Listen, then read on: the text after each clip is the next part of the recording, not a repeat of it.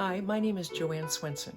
I'm the senior minister at Church in the Forest in Pebble Beach. This is the fifth of a series of messages we call Light from the Forest. We hope that these messages really are light for you, that they keep us all connected to each other, and especially to follow in the steps of Jesus Christ during our COVID-19 crisis. I wonder if you are looking for something new to do during your pandemic lockdown. Lots of us have decluttered our closets. We've gotten in touch with old friends. We have cleaned out our pantries and thrown away all those old spices. What more can we do? Well, how about if you commit yourself to deepening your life of prayer? Deepening your prayer life. This past Easter Sunday, I read an inspiring story in the New York Times about the Lieutenant Governor of Washington State, Cyrus Habib. Cyrus Habib has a very impressive pedigree. He is the son of Iranian immigrants. He's got a bachelor's degree from Columbia University, and then he was selected to be a Rhodes Scholar. And after that, he graduated from Yale Law School. And if that wasn't enough, Cyrus Habib has been totally blind. He's been blind since the age of 8.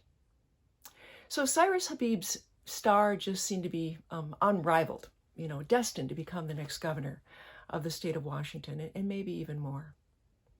But just in the past 2 weeks, he has announced that he is stepping away from political leadership, and he is now turning toward spiritual leadership. He has decided to go on and become a Jesuit priest. Now, what has this got to do with prayer? Well, Cyrus Habib discovered the life of prayer. And he discovered prayer through this wonderful book. It's actually a Catholic bestseller called The Jesuit Guide to Almost Everything, A Spirituality for Real Life. And in this book, around page 90, 95, the author lays out the ancient Jesuit method for praying. It's essentially a 5-step process. First, to prepare yourself to pray, you relax. You let yourself sink into the presence of God. You let yourself feel that presence of love and creativity and truth. Second, you rejoice. You think of a few blessings that you've experienced in your day. And this is a very important step, because as you think about the God who has blessed you, you really sense God's personality, God's force field into which you are entering. Third, you review your day. You think of your day now, hour by hour, and you review the actions of the day and your own feelings that were stirred in those hours.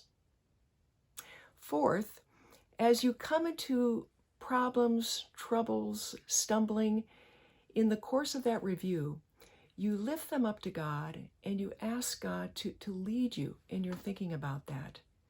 How could you have resolved that problem differently? For what do you need forgiveness?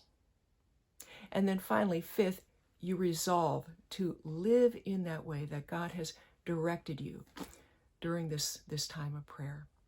So essentially, it is relax, rejoice, review, repent, and resolve. Now, the name of this ancient prayer is the examine, because that's exactly what you're doing. You are examining in hour by hour detail the course of your day and where in that day you drew closer to the presence of God, or perhaps you pulled away from God's presence. Countless people have been so helped by this examine